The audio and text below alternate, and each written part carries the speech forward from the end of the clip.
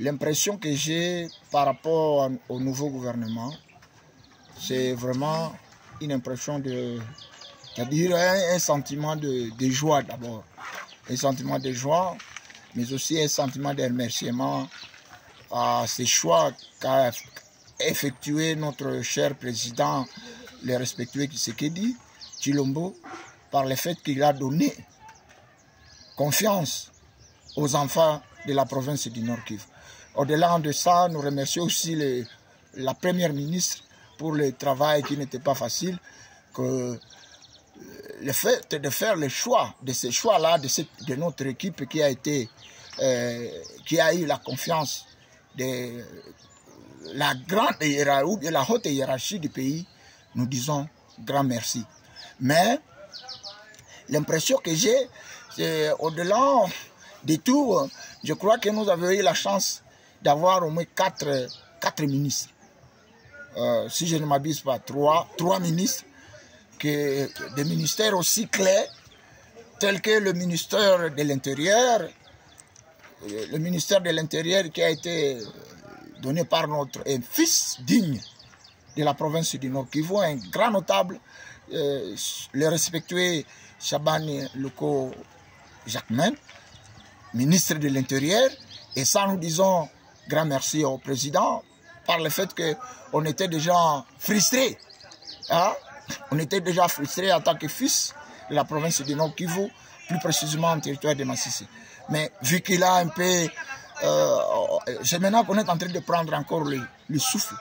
Au-delà de ce ministre, de ce grand ministre, il y a eu encore un autre grand ministre, le ministre du développement rural. Je ne veux pas faire beaucoup de temps faisant des commentaires.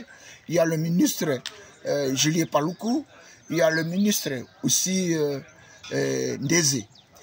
Toute cette équipe, si je veux, tel que vous l'avez posé, vous m'avez demandé de dire quelque chose, l'impression de dire que c'est-à-dire le souhait que je peux avoir, c'est demander à cette équipe de rester soudée au niveau national pour qu'il puisse être efficace et plaider en restant la main dans la main tous les problèmes que traverse la population du Nord Kivu, tous les problèmes que traversent le territoire de Massissi, le territoire de Rutshuru, le territoire de Nyiragongo, la ville de Goma, Beni, Butembo et ailleurs, partout ailleurs, nous voulons ce qui est cette union des forces politiques afin qu'ils puissent être beaucoup plus bénéfiques pour notre population, surtout de la province du Nord Kivu.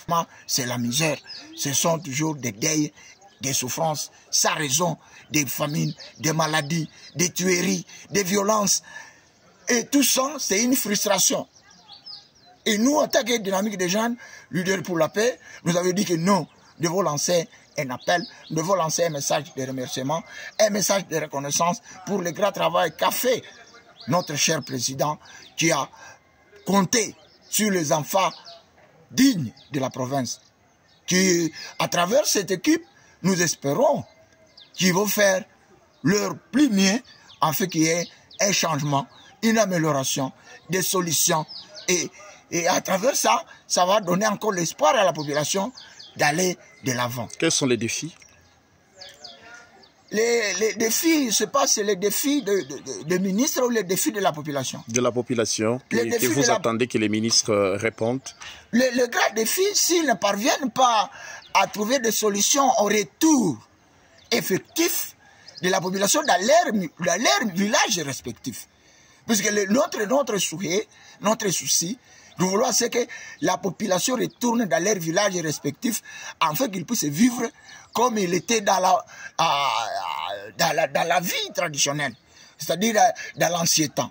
Puisque le fait là de rester dans les cas de déplacés, c'est une misère. Ils ne sont pas habitués de rester dans les cas de déplacés.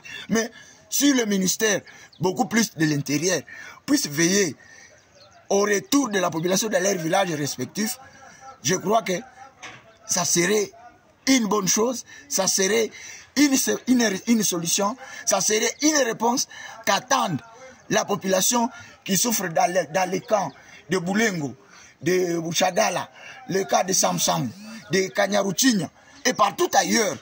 là où les gens sont en train de souffrir jour et nuit.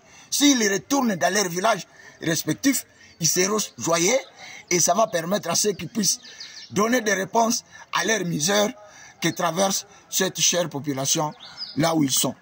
À part la sécurité? À part la sécurité, chers journalistes, il y a la question des infrastructures. Par exemple, l'état des routes, les ponts qui ne sont pas réhabilités, tel est le cas des ponts de Mindjenje. La route à la vers Pinga, là où il y a le problème des ponts de la rivière Mouesso, le pont qui relie le territoire de Massissi au territoire de Walikale, c'est-à-dire le groupement de Kisimba et le groupement de Bachali Mukoto. C'est toute une pénurie que la population traverse à ce niveau-là. Il y a des routes qui ne sont pas réhabilitées. Il y a des écoles, il y a des hôpitaux, beaucoup d'autres choses que la population attend à cette équipe qui a été promise aux fonctions des ministres au niveau national. C'est-à-dire, ils ont un grand travail qu'ils doivent faire pour les comptes de la population qui souffre longtemps. La présentation. Par rapport à la présentation, je suis Dr Songe Salomo Kamundwalire.